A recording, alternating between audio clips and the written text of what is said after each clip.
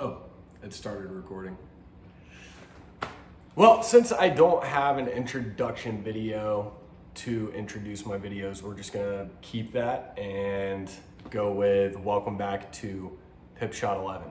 I just noticed I'm kind of like FDR.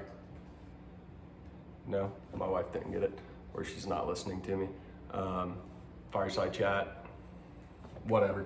So I talked about in my first video that I did want to do some gun reviews. I have noticed that there's been a giant uptick in new gun buyers.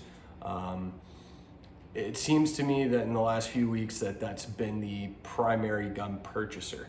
I was just in an Academy Sports the other day, and they talked about how it was pretty much all new gun buyers. I actually got to have a great conversation with a guy from California.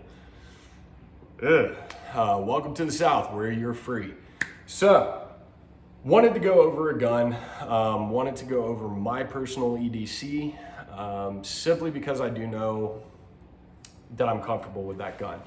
This is my first gun review, and I wanted to do something that I'm a little bit more familiar with. But real quick, before we go into everything, I'm not gonna do this every single time with my gun in every single video, especially a video where I'm reviewing it on a table. But I am gonna go through it for the sake of new gun purchasers, because this video is tailored to you guys. First off, you got your four main rules. Your four main rules are always treat a gun like it's loaded. That is very important. You can have a negligent discharge if you don't. But also these following rules, they can lead to that as well, so always treat your gun as if it's loaded. Be aware of what you're pointing your gun at, and never point it at something that you're not willing to physically harm or destroy. That includes trees, animals, everything. Just always be aware of where the gun is being pointed. Be aware of your target, what's behind your target, and what is surrounding your target. And even a step further, be aware of what's surrounding yourself. Always be conscious of what's going on. And finally, keep your finger off the trigger until you are on target and you are ready to shoot.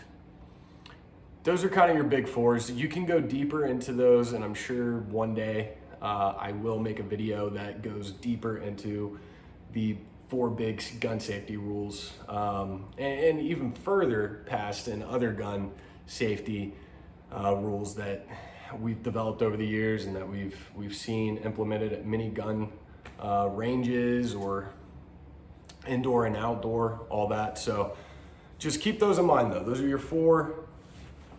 You'll always hear people talk about them. Those are the big four. So moving on to the Glock 19. Again, this is not something that I'm going to do in every video, especially because before I do the video, I have plenty of time to make sure I have a safe firearm.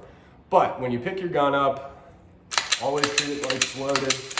Check and make sure it's unloaded before you try to manipulate it. If I'm gonna manipulate it, keep a magazine out of the mag well, simply because that makes for no mistakes. I do dry fire practice. That's another video that I wanna go into, kind of the do's and don'ts there. But just to keep everybody at home feeling semi good about themselves while watching me, this is an empty gun. So this is a Glock 19. Glock 19 is the compact version of a 9mm pistol that Glock makes. It's a wonderful gun. So for you first-time gun buyers out there, I think this is probably one of the best guns you can choose to buy. The only thing that I think would stop you from buying it is it does not come with a manual safety or a 1911 style safety. That does hinder some people whenever it comes to purchasing a Glock. Personally, if you don't hit that trigger correctly with the safe action on there, it doesn't go off. So Glock has fixed that issue a long time ago.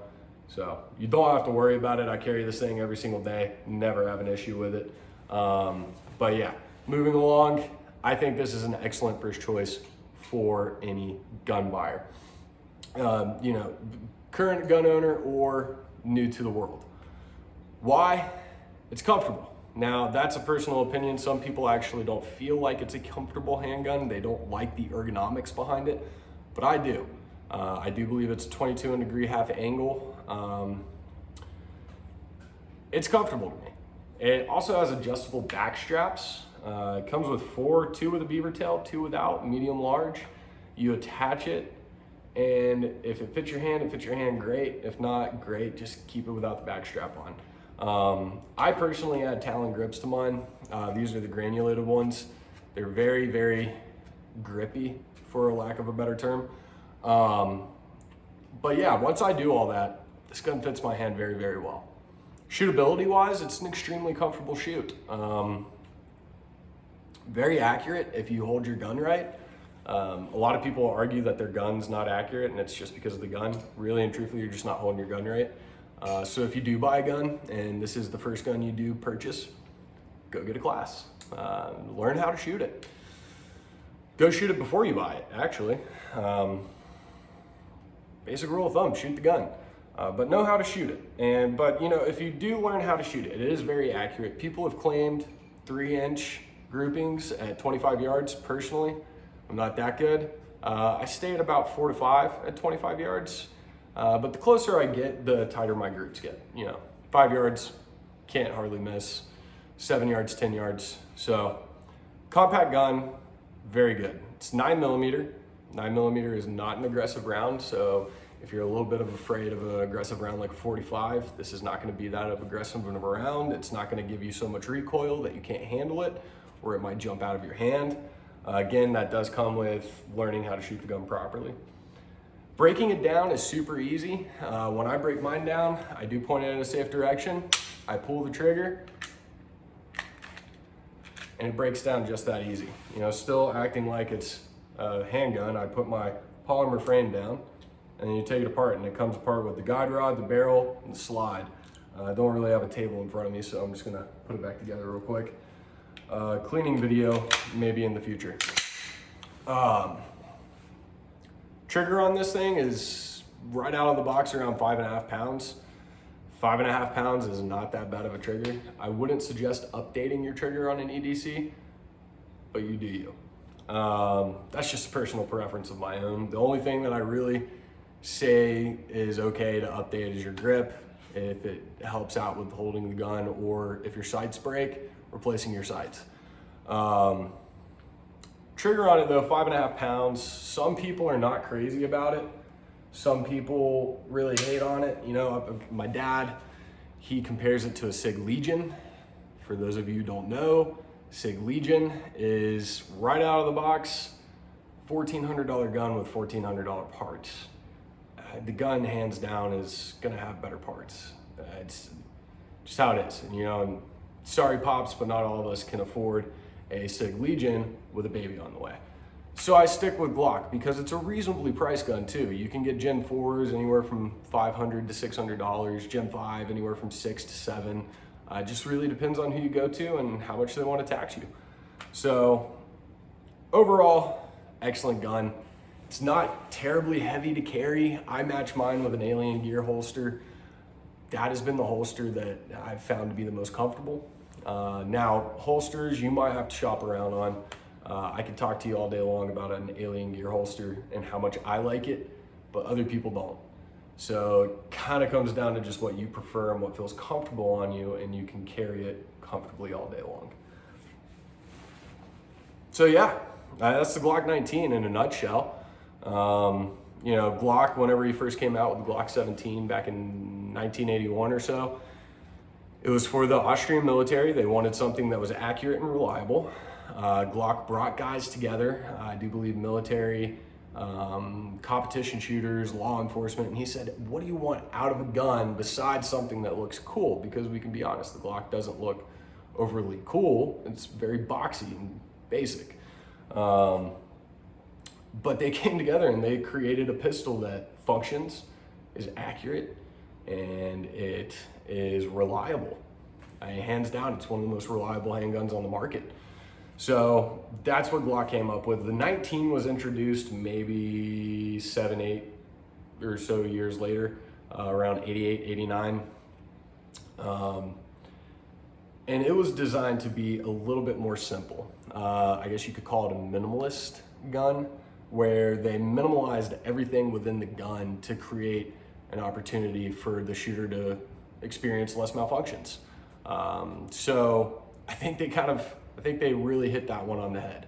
I've never had a malfunction in mine. You can research different blogs from different types of gun stores, and they will tell you that they've put 60,000 rounds through a Glock 19 and have not experienced a single failure. I personally have not experienced any failures in mine. I'm sitting in the 5,000 to 6,000 range in my current Glock 19. My other Glocks haven't experienced any malfunctions at all either. But staying focused on the Glock 19, I have not experienced any malfunctions.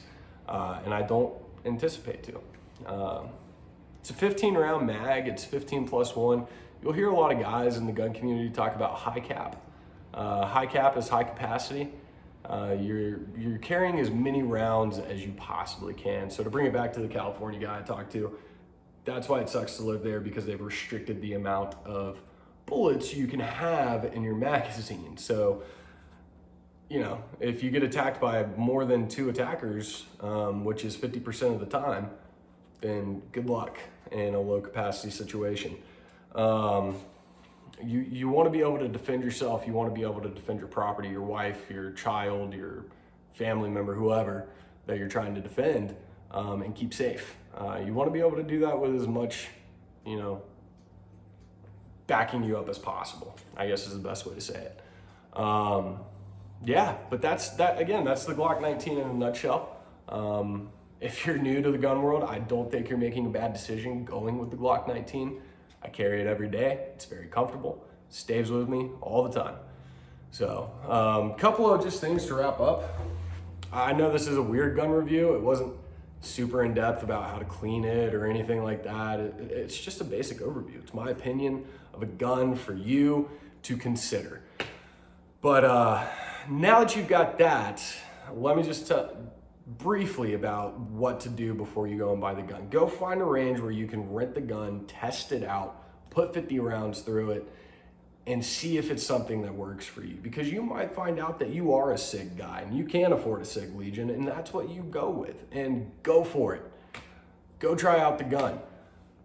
I will say that I cannot see any reason why you would be disappointed in a Glock, but hey, we're all different, and all guns matter. So there you go. Good luck with your gun purchase. Good luck with what you're doing. Welcome to the Second Amendment family. We're very avid about our right to carry and to own guns. So welcome, welcome, welcome. Good luck with everything. Remember your 4 basic rules, and we'll see you on the next episode of Pit Shot 11. Thanks, guys.